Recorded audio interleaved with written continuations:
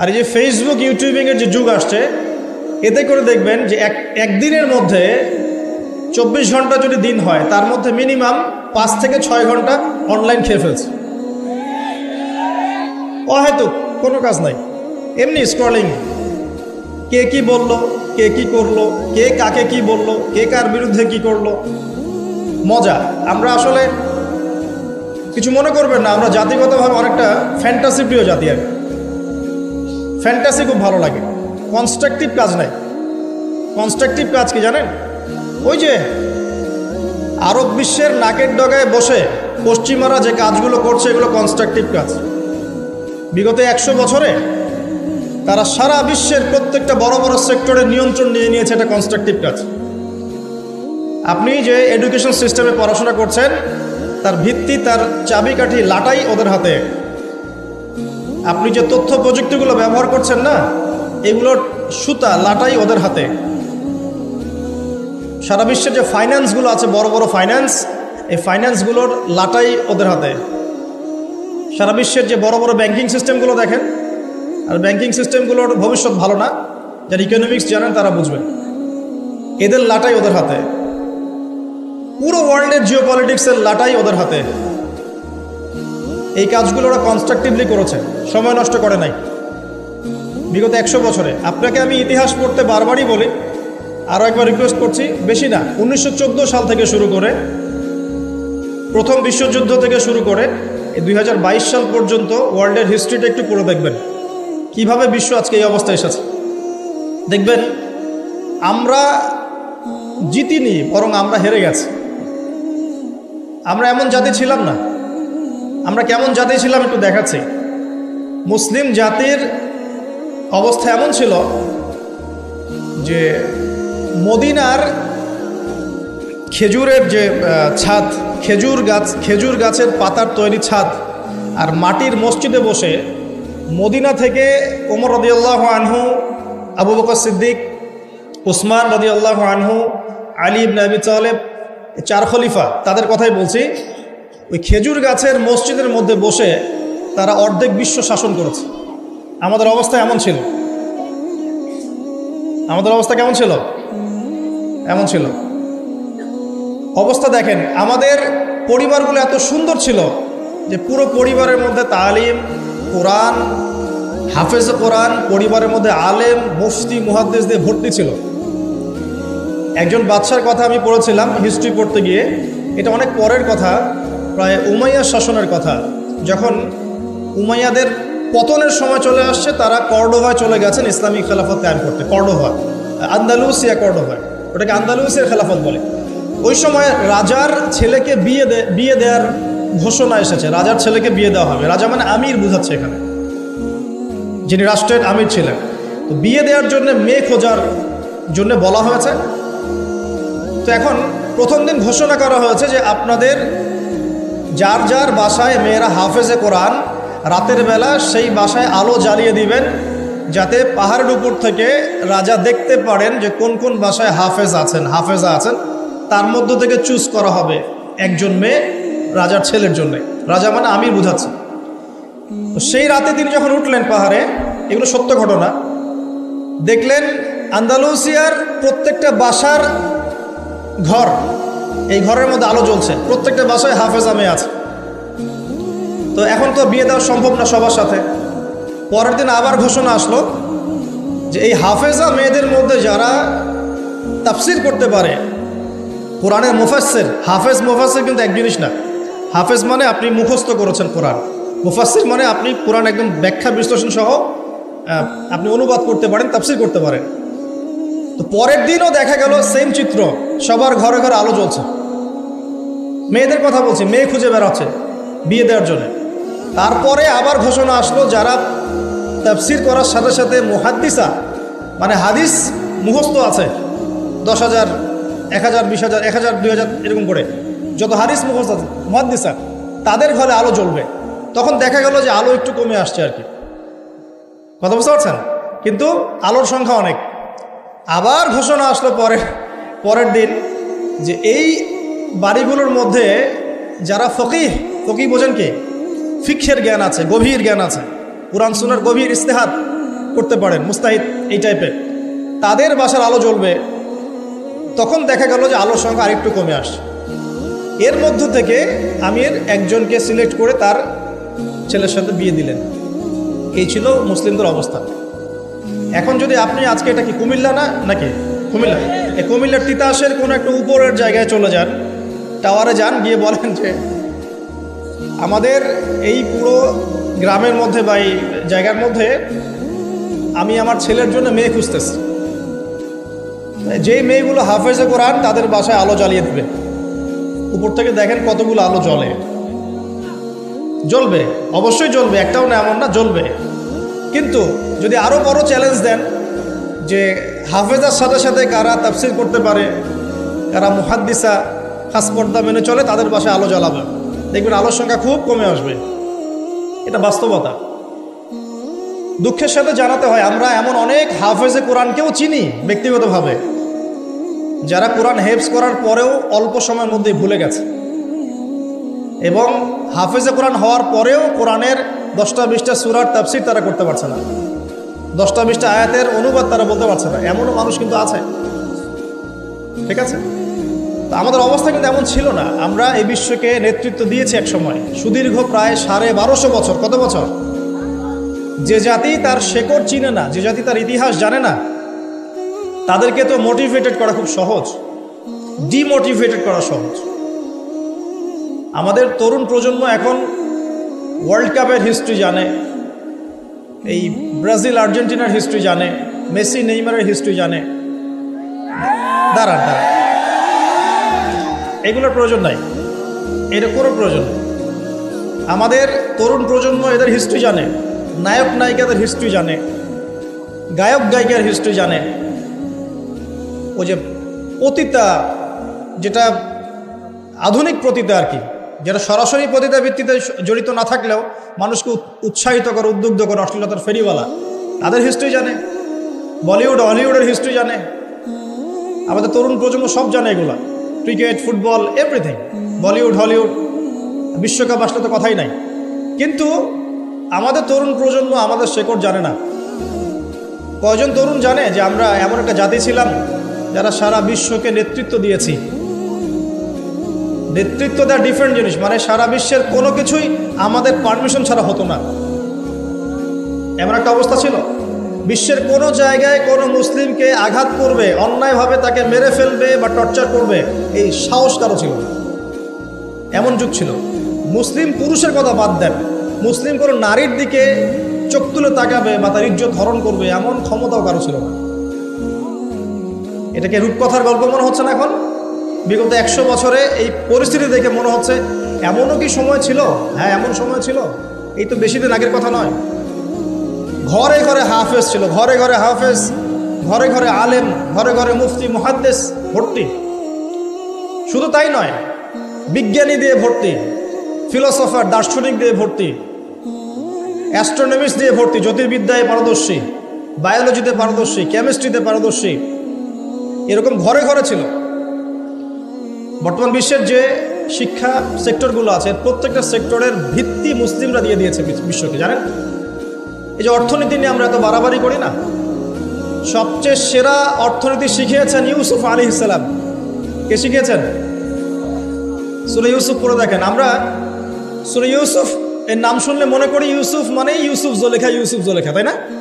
মাথায় চলে আসে ইউসুফ আর জোলেখা। ইউসুফ আলাইহিস সালাম কি ছিলেন? খুব সুন্দর দেখতে ছিলেন, এতটুকু জানি আমরা। কিন্তু ইউসুফ আলাইহিস সালামের বাহ্যিক সৌন্দর্যের চাইতে তার চরিত্রের সৌন্দর্য আরো অনেক বেশি ছিল। তাকে রাজার স্ত্রী অফার করছে ভালোবাসার, প্রেম বিনিময়ের, দরজা লাগিয়ে দিচ্ছে, আর তিনি বলছেন মাআযাল্লাহ, আমি আল্লাহকে ভয় করি।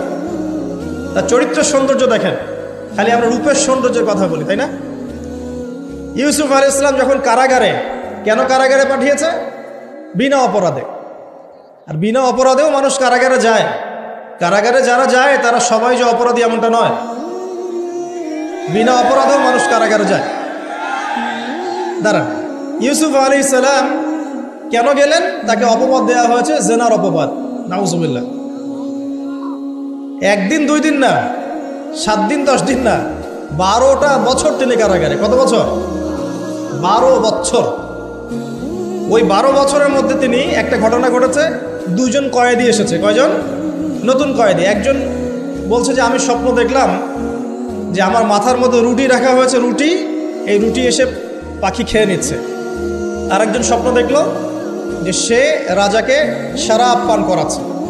ইউসুফ, তোমাকে সত্যবাদী মনে হয়, আমাদেরকে স্বপ্নের ব্যাখ্যা জানিয়ে দাও। এই 2 জন ব্যক্তি কিন্তু মুসলিম নন, মনে রাখবেন। এই 2 জন ব্যক্তি কি? অমুসলিম, কিন্তু মুসলিম নন। দেখেন, অমুসলিম ব্যক্তির স্বপ্ন সত্য হতে পারে। দলিল, অমুসলিম ব্যক্তির স্বপ্ন কি হতে পারে? সত্য হতে পারে। ইউসুফ আলাইহিস সালাম ব্যাখ্যা করে দিলেন যে শরাব পান করাচ্ছে সে অচিরে ছাড়া পেয়ে যাবে এবং সে রাজাকে শরাব পান করাবে, রাজার ঘনিষ্ঠ হয়ে যাবে। আর যার মাথার থেকে রুটি খেয়ে নেওয়া হচ্ছে তাকে শুলদণ্ড দেওয়া হবে, তার মগজ খেয়ে ফেলবে পাখি। তাই হলো। আর ইউসুফ আলাইহিস সালাম এই ব্যক্তিকে বলে দিলেন, যার ব্যাপারে তার ধারণা হলো যে এই ব্যক্তি নাজাত পাবে, তুমি যখন রাজার কাছে যাবে তখন আমার কথা স্মরণ করো, যে আমি তোমাকে এই কথাটা বলেছিলাম, রাজার সামনে স্মরণ করো। তো ইউসুফ আলাইহিস সালাম এখানে বন্দী, তারা ছাড়া পেয়ে গেলেন। এবার যখন এই ব্যক্তি রাজার কাছে গেলেন, রাজা আবার একটা স্বপ্ন দেখলো। কে স্বপ্ন দেখলো? সূরা ইউসুফের মধ্যে বলা আছে, পড়ে দেখবেন। রাজা স্বপ্ন দেখছে যে 7টা চিকন গাভী 7টা মোটা তাজা গাভীকে খেয়ে ফেলছে। ঠিক আছে? আর উনি শীষ স্বপ্ন দেখলেন। শীষ, এই স্বপ্নটা তার কাছে অদ্ভুত মনে হলো। 7টা জীর্ণ শীর্ণ গাভী 7টা মোটা তাজা গাভীকে কেমন করে খেয়ে ফেলতে পারে। তিনি খুব টেনশনে পড়ে গেলেন। রাজ্যের সব জ্ঞানী গুণী লোকদেরকে ডাকলেন, এর ব্যাখ্যা কী হবে, ব্যাখ্যা কী হবে, কেউ বলতে পারছে না। তখন এই ব্যক্তি যে ছাড়া পেয়ে এসেছে তার মনে হলো যে হ্যাঁ, ইউসুফ নামে একজন ব্যক্তি আছে, সে আমাকে স্বপ্নের ব্যাখ্যা বলেছিল, হয়তোবা সেই স্বপ্নের ব্যাখ্যাটা বলতে পারবে। সে চলে গেল জেলখানায়। সেখান থেকে ইউসুফকে গিয়ে বলল, ইউসুফ, তোমাকে আমরা সত্যবাদী পেয়েছি, এই স্বপ্নের ব্যাখ্যা কি হবে, রাজার স্বপ্নের ব্যাখ্যা। ইউসুফ আলাইহিস সালাম বললেন যে এর অর্থ হচ্ছে যে অতি শীঘ্রই এই মিশরের মধ্যে দুর্ভিক্ষ আসবে। কি আসবে? আচ্ছা, তার মানে দুর্ভিক্ষ শব্দটা কোরআনে আছে। রাজাকে গিয়ে বলো যে ওই মহিলাদের কি খবর, যে মহিলারা ইউসুফ আলাইহিস সালামের ব্যাপারে এরকম অপবাদ দিয়েছিল। তখন এই ব্যক্তি গিয়ে রাজাকে বলল, ওই মহিলাদের কথা তিনি জিজ্ঞাসা করেছেন। তখন রাজা বলছে যে ইউসুফ নির্দোষ ছিল। সেই মহিলারা স্বীকার করলো যে ইউসুফ নির্দোষ ছিল, আসলে আমরাই তাকে ওয়াসওয়াসা দিয়েছি, আমাদেরকে প্রলুব্ধ করেছি।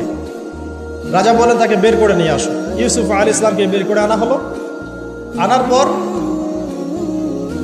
তাকে বলা হচ্ছে এই স্বপ্নের ব্যাখ্যা কি হবে এবং এর সমাধান কি। ইউসুফ আলাইহিস সালাম বলছেন যে ব্যাখ্যা হচ্ছে এই যে আপনার এই রাজ্যে দুর্ভিক্ষ আসবে, তবে আপনি যদি আমাকে খাদ্য মন্ত্রণালয়ের দায়িত্ব দেন তাহলে এই সমস্যা আমি মোকাবেলা করতে পারবো ইনশাআল্লাহ। আমি বিশ্বস্ত এবং আমার এই বিষয়ে জ্ঞান আছে। কে বলেন এটা? ইউসুফ আলাইহিস সালাম। এবার জেলখানা থেকে আল্লাহ পাকের তাকদীর দেখেন। জেলখানা, কুয়ার মধ্যে ছিলেন। কুয়া, বাবার খুব কাছের সন্তান, তাই না? ইয়াকুব আলাইহিস সালাম কাছের সন্তান। সেখান থেকে ভাইদের ষড়যন্ত্রে কুয়ার মধ্যে, মনে আছে? কুয়া থেকে মিশরের বাজারে ওখানে বিক্রি করে দেওয়া হলো, ওখান থেকে রাজপ্রাসাদে। ঠিক আছে? রাজপ্রাসাদে বড় হচ্ছেন। এরপর এই যে মেয়েদের ঘটনা, তারপর জেনার মিথ্যা অপবাদ, 12 বছর কারাগারে। তারপর সেখান থেকে আল্লাহ রাব্বুল আলামিন বের করে নিয়ে আসলেন কোথায়? মিশরের খাদ্যমন্ত্রী। তাকদীর, ভাগ্য। কীভাবে বুঝাবো আল্লাহ পাকের পরিকল্পনা কত বিশাল। যখন ইউসুফ আলাইহিস সালাম জেলখানায়, তখন কি কেউ ভেবেছিল যে এই ব্যক্তির দ্বারা মিশরের লক্ষ লক্ষ মানুষের দুর্ভিক্ষের কবল থেকে সে বাঁচবে? এই ব্যক্তির দ্বারাই? কেউ ভাবে নাই। আল্লাহ পাক লিখে রেখেছিলেন। এ কারণেই একটা রিকোয়েস্ট করবো এখানে, যে জীবনে চড়াই উতরে আসবে আপনার আমার সবারই। কোনো অবস্থায় আল্লাহর প্রতি ভরসা হারাবেন না ইনশাআল্লাহ। আল্লাহ রাব্বুল আলামিন আপনার ব্যাপারে পরিকল্পনা করে রেখেছেন। আপনার মনের মধ্যে যদি সততা থাকে, অনেস্ট একটা মন থাকে, ইনশাআল্লাহ আপনি দুনিয়াতেও সফল হবেন, পরকালে সফল হবেন ইনশাআল্লাহ। আপনি যদি সৎ হন, মনের থেকে যদি আপনি সৎ হন, আল্লাহর কাছে আপনি সৎ হন, সারা দুনিয়া মিলে আপনার কোনো ক্ষতি করতে পারবে না ইনশাআল্লাহ। আর আপনি যদি অসৎ হন, মনের মধ্যে অসততা থাকে, দুনিয়ার মানুষ বাহবা দিলেও একদিন ধরা খাবেন ইনশাআল্লাহ। এটা বাস্তব, এর বাইরে যাবে না ইনশাআল্লাহ। দেখেন, ইউসুফ আলাইহিস সালাম দায়িত্ব চাচ্ছেন, আমাকে দায়িত্ব দেন, আমি এই বিষয়টা ভালো বুঝি। আল্লাহ পাক তাকে এই যে খাদ্য মন্ত্রণালয় নিয়ে আসলেন। ইউসুফ আলাইহিস সালামের হাতে পরবর্তীতে দুর্ভিক্ষের কবল থেকে পুরো মিশরবাসী বেঁচে গেল এবং লক্ষ লক্ষ মানুষের জীবন বেঁচে গেল, আলহামদুলিল্লাহ। তাহলে অর্থনীতির মূল মন্ত্র শিক্ষা পেলাম না? কোরআনে আছে না? এখনো সামনে আমরা এই শব্দগুলো শুনতে পারছি না? সমাধান পেতে হলে কোরআনে আসতে হবে। সমাধান পেতে চান, কোরআনে আসতে হবে। যদি না আসেন, এটা আপনার ইখতিয়ার, পরবর্তীতে ফলাফল আমাদেরকে ভোগ করতে হবে। আল্লাহ পাক আমাদের সবাইকে কোরআন এবং সুন্নাহ মাফিক জীবন গড়ার তৌফিক দান করুন। একটা খালি পয়েন্ট বললাম, দেখেন, ইকোনমিক্সের দুরবস্থা দূর করারও ফর্মুলা কোরআনে পাওয়া গেছে। আগেকার মুসলিমদের অবস্থা বলছি, জ্যোতির্বিজ্ঞান নিয়ে অনেক কথা হয় না, এই গ্রহে নাসাই পাঠাচ্ছে, সেই পাঠাচ্ছে। ভালো করে পড়ে দেখবেন, জ্যোতির্বিজ্ঞানের মূল নীতিগুলো, সূত্রগুলো দিয়েছে মুসলিমরা। মেডিকেল সায়েন্স নিয়ে অনেক কথা হয়, মেডিকেল সায়েন্স এগিয়ে যাচ্ছে, মেডিকেল সায়েন্সের মূল নীতিগুলো দিয়েছে মুসলিমরা। এই কেমিস্ট্রি তোমরা পড়ো, পর্যায় সারণী, মূলনীতি দিয়েছে মুসলিমরা। এই যে আমরা যে ল্যাপটপ চালাই, ইন্টারনেট চালাই, হ্যাঁ, ডিজিটাল যত কিছু চালাই, এর জন্য প্রয়োজন হচ্ছে অ্যালগোরিদম। কিসের অ্যালগোরিদম? এই অ্যালগোরিদম আবিষ্কার করেছে মুসলিমরা। এই অ্যালগোরিদম যদি মুসলিমরা আবিষ্কার না করতো, আপনি ল্যাপটপ চালাতে পারতেন না, কিছুই করতে পারতেন না। এর বেস দিয়েছে কে? মুসলিমরা। এই যে ম্যাথামেটিক্স নিয়ে এত ফকর করি, ম্যাথামেটিক্স, এর বেসও মুসলিমদের থেকে এসেছে। আপনারা কি জাবর ইবনে হাইয়ানের নাম শুনেছেন? আচ্ছা, বাদ দেন তার কথা। আপনারা কি ইমাম রাজির নাম শুনেছেন? আচ্ছা, ফিলোসফি, দর্শন, এর মূলনীতি দিয়েছেন তিনি। অনেক, ইবনে সিনার নাম শুনেছেন? চিকিৎসা বিজ্ঞান, পুরো ভিত্তি দিয়েছেন তিনি। আর এই যে পলিটিক্যাল সিস্টেম, যেটা আমরা ওয়ার্ল্ড পলিটিক্স যেটা আমরা বলি, এর ভিত্তি দিয়েছেন কে জানেন? উমর ইবনুল খাত্তাব রাদিয়াল্লাহু আনহু। কে দিয়েছেন? এই যে প্রশাসনিক ডিপার্টমেন্ট, সদর দপ্তর, এই মন্ত্রণালয়, সেই মন্ত্রণালয়, এটা স্টার্ট করেছিলেন কে জানেন? সর্বপ্রথম উমর রাদিয়াল্লাহু আনহু। আমরা অনেকে জানি না। আমি এটাই বলছিলাম আপনাদেরকে, যে জাতি তার শেকড় চিনে না, তাকে ডিমোটিভেটেড করা খুব সহজ। আমরা যদি হিস্ট্রি পড়া শুরু করি, ইতিহাস পড়ি, কোরআন সুন্নাহর পাশাপাশি আমরা দেখব বিশ্বের প্রত্যেকটা বড় বড় সেক্টরের মূল নীতি স্থাপন করে গেছে কারা? মুসলিমরা। তাহলে এখন কেন আমরা এই জায়গায় আসলাম? কি কারণ? আমি একটু কারণটা বলি আপনাদেরকে। মন খারাপ করছেন কি? নিজেদের চেহারাটা আয়নায় দেখতে হয়। যদি আমরা আমাদের চেহারা আয়নায় দেখার সৎসাহস না থাকে, তাহলে উন্নতি করব কিভাবে? নাকি প্রশংসা থাকবে? আমরাও সেই জাতি, আমরা বীরের জাতি। সারা বিশ্বে বীরত্বের সাথে লড়াই করে ইসলাম প্রতিষ্ঠা করেছে কারা? আমরাই। এই যে ভারতবর্ষে ইসলাম পাচ্ছেন, ভারতবর্ষে ইসলাম ঢুকেছে একটা ঘটনাকে কেন্দ্র করে। কি ঘটনা? একজন মুসলিম নারীর ইজ্জতের উপর হামলা চালিয়েছিল একজন লম্পট রাজা। এই ঘটনাকে কেন্দ্র করে বিন কাসিম, এই যে ঘোরসাওয়ার, অল্প কিছু সৈন্য নিয়ে আক্রমণ করেছিলেন ভারতবর্ষ। এই যে বিজয়, এখান থেকে শুরু হলো ইসলাম। তারও আগে চিটাগাং আছেন, চিটাগাং, চট্টগ্রাম, এই চিটাগাং রোড দিয়ে, এই পোর্ট দিয়ে আরবরা বাণিজ্য করত। ওই দিক দিয়ে ইসলাম ঢুকেছে একদিক দিয়ে। আবার সুফি পীর মাশায়েখরা ছিলেন, তারা এখানে ইসলাম প্রচার করেছেন। তিনভাবে ইসলাম ঢুকেছে উপমহাদেশে। ইসলাম পেতেন না এগুলো। দেখুন কেন হলো এই অবস্থা। বিকজ ওই সময়ে একটা মুসলিম পরিবারের মধ্যে কোরআনের হাফেজ থাকতো। পাওয়া যায় এখন সব পরিবারে? রেয়ার। আমরা মনে করি যার ব্রেন সবচেয়ে খারাপ, ওকে হাফেজি মাদ্রাসা দেওয়া লাগবে, আর যার ব্রেন খুব ভালো, ওকে আমরা দিব ইঞ্জিনিয়ারিং, ডক্টর। আমরা শিক্ষাটাকে ভাগ করে ফেলেছি। একটা হচ্ছে দুনিয়ার শিক্ষা, একটা হলো আখিরাতের শিক্ষা, তাই না? অথচ শিক্ষা তাকেই বলে যা আমার দুনিয়াও দিবে, আখিরাতও দিবে, এর নাম শিক্ষা। আর এই শিক্ষা কোথায় আছে? কোরআন সুন্নাহয় নাই। কোরআন সুন্নাহ শেখার পরে যদি আমি ডক্টর হই, ইঞ্জিনিয়ার হই, কোনো সমস্যা আছে? কোনো সমস্যা নাই। আমরা এটাকে ভাগ করে ফেলেছি। আমরা অর্থনীতিও ভাগ করে ফেলেছি। মসজিদে আমি পাক্কা মুসল্লি, দেখবেন মসজিদে মাশাআল্লাহ পাক্কা মুসল্লি, নামাজে পড়তে পড়তে একদম সেজদার দাগ পড়ে গেছে। যেই ব্যবসা করতে গেল মাপে কম, যেই ব্যবসা করতে গেল দেখবেন যে মজুদদারি, যেই ব্যবসা করতে গেল ওই যে স্টক করতেছে অন্যায়ভাবে, কৃত্রিম সংকট তৈরি করতেছে, যেই চাকরি করতে গেল ঘুষ, যে আপনার ডিল করতে যাচ্ছে ইকোনমিক সেক্টরে, সুদ। তো অর্থনৈতিক জীবনটাকে আলাদা করে ফেললাম, ওইটা দুনিয়ার জীবন, এটা হচ্ছে আমার পরকালের জীবন, ভাবখানে এমন। আমাদের আকীদা চেঞ্জ করতে হবে তো। অর্থনৈতিক জীবন কি ইসলাম থেকে আলাদা নাকি? আপনি 5 ওয়াক্ত নামাজ পড়ছেন আলহামদুলিল্লাহ, এখন যদি সুদ খান তাহলে কি পার পাবেন? তাহলে অর্থনীতি ইসলামের সাথে সম্পৃক্ত না? সহজ কথাটা বোঝাতে পারি না। ইভেন আমরা যদি অন্যদের সাথে ডিল করতে চাই বিশ্বে, তখনও ইসলাম ফলো করতে হবে, আদাবের সমস্যা আছে।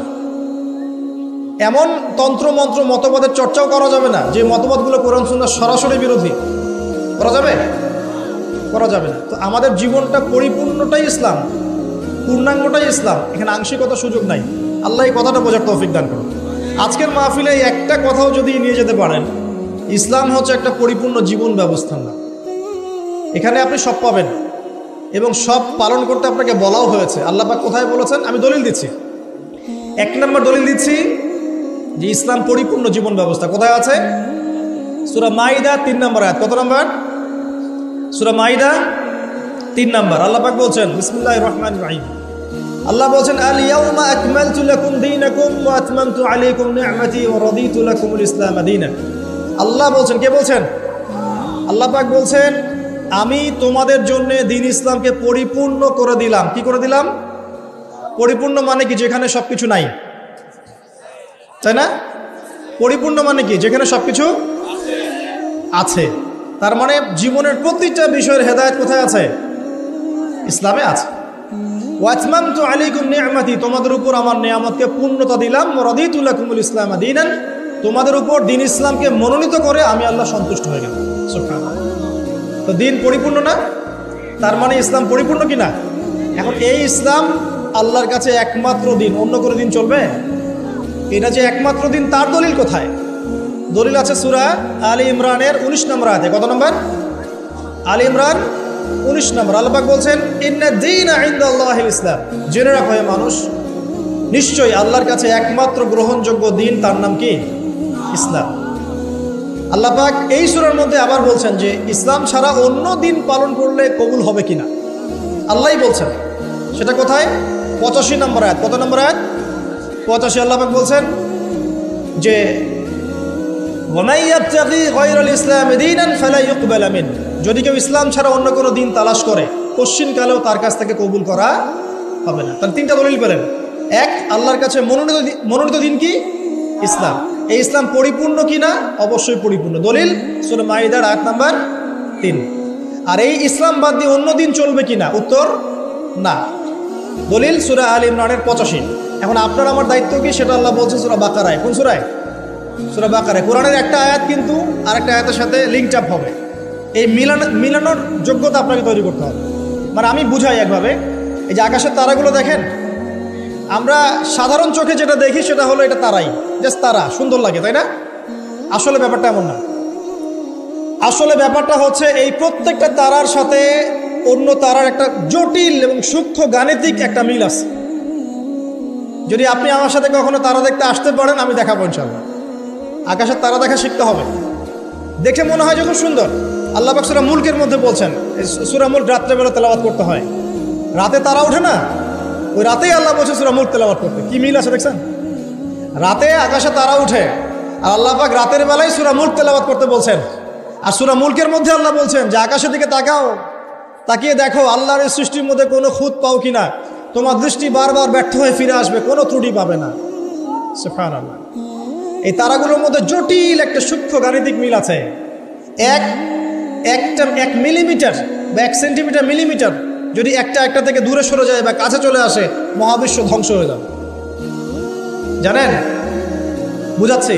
এই যে পৃথিবী আর চাঁদের একটা দূরত্ব আছে না, এই দূরত্ব যদি একটু এগিয়ে আসে, চাঁদ যদি একটু কাছাকাছি চলে আসে বা পৃথিবী একটু কাছে চলে আসে, তাহলে এই পৃথিবীর বেশিরভাগ জায়গা সমুদ্রের পানি দিয়ে ডুবে যাবে। বুঝলেন না মনে হয়?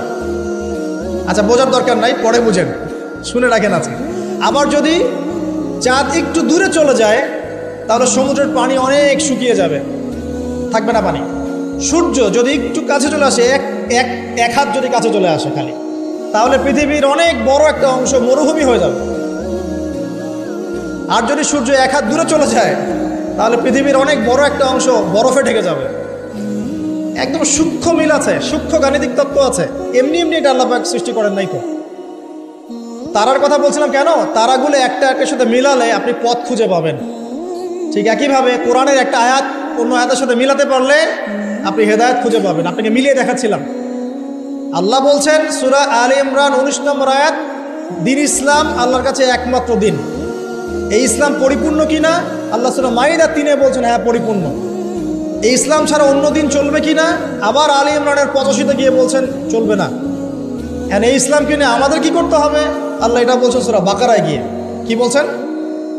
উদখুলু ফিস সিলমি কাফা, তোমরা পরিপূর্ণরূপে ইসলামে প্রবেশ করো। বুঝতে পারলেন? ইসলাম কেন্দ্রিক আমাদের দায়িত্ব কি? পরিপূর্ণরূপে ইসলামে প্রবেশ করে। এখন ভিত্তি কি? দুইটা। তারাক্তু ফিকুম আমরাইন, দুইটা বস্তু ছেড়ে গেলাম। নবীজি বলছেন লান তাদিল্লু মা তামাসসাকতুম বিহিমা, তোমরা কোনোদিন পথভ্রষ্ট হবে না যতদিন পর্যন্ত দুইটাকে রেখে আঁকড়ে ধরে থাকবে।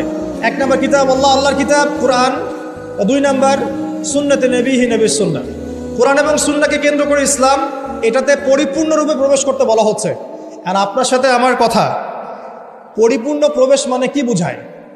আমি ইবাদত বন্দেগীর জীবনে পাক্কা মুসল্লি হব, অর্থনৈতিক জীবনে গিয়ে সুদ খাবো, আমি কি পরিপূর্ণ মুসলিম কিনা?